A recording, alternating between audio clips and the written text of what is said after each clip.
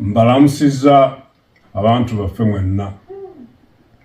Nze Ssaabasajja Kabaka nga nsinziira wano we twajja okuwummulako n'okujjanjabibwa nga tugendera ku magezi g'abasawo nga bwe gaatuweebwa.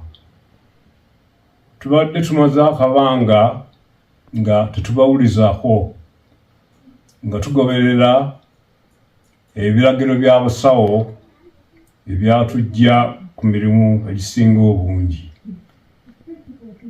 Embeera y'obulamu bwaffe egenda etereera, era tusuubira okudda ku butaka mu biseera ebitali bya wala nnyo.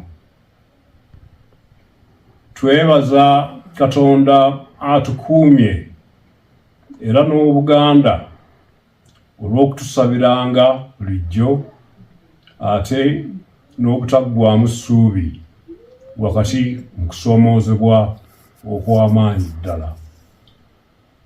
Twebaza Katikkiro, baminisita n'abaami ba Kabaka bonna olw'okusigala nga batambuza emirimu gy'Obwakabaka mu kiseera nga tetuli mu nsi.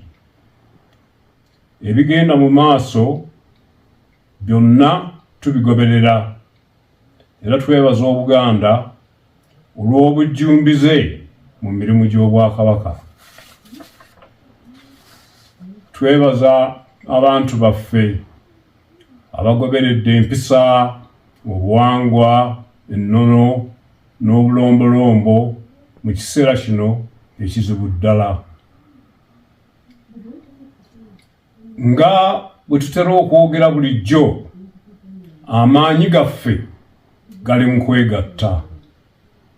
Tukubiriza abantu baffe okusigala nga bali bumu. Mukama abakuume.